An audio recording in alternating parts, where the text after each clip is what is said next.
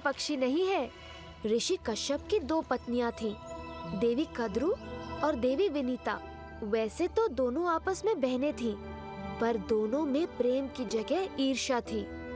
देवी कद्रू ने अपने पति से 1000 सर्प पुत्र वरदान के रूप में मांगे और देवी विनीता ने 2 पुत्र मांगे, जो कद्रू के 1000 सांपों से बलशाली हो।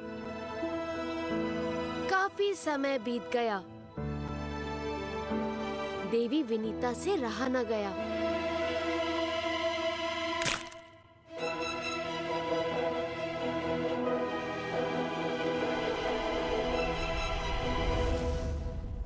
माँ होकर अपने स्वार्थ के लिए मेरा विकास नहीं होने दिया।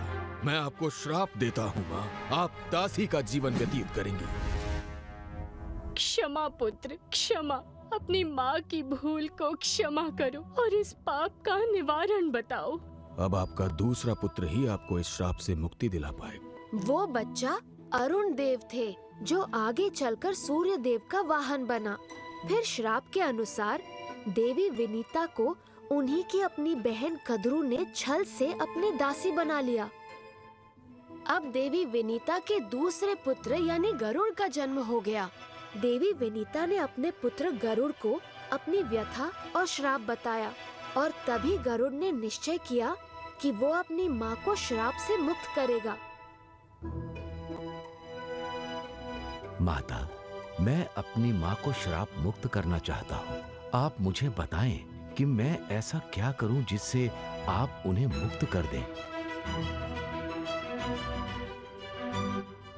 गरुड़, मुझे बस अपने पुत्रों के लिए स्वर्ग लोक में रखा अमृत कलश चाहिए, जिसे सिर्फ तुम ला सकते हो।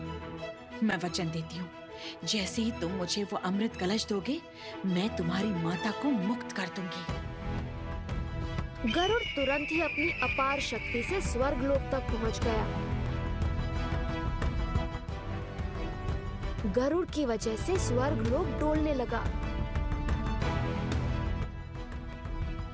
इंद्रदेव ने सभी देवताओं को अमृत कलश की सुरक्षा करने का आदेश दिया।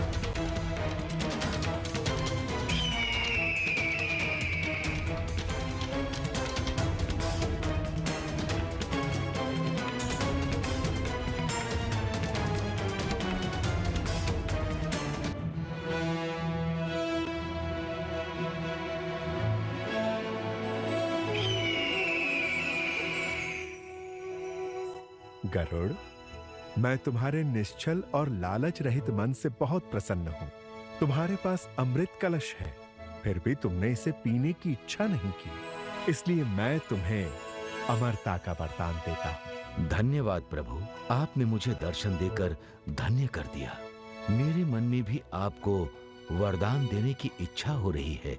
गरुड़ मन का इतना भोला था कि उसने विष्णु को भी वरदान मांगने को कहा, पर अहंकार से नहीं बल्कि प्रेम से, और मैंने मांगा भी। ठीक है, तो मैं चाहता हूँ कि तुम आज से मेरा वाहन बनो और तुम मन की गति से उड़ोगे करो। मन में जिस स्थान को सोचोगे वहीं पहुंच जाओगे।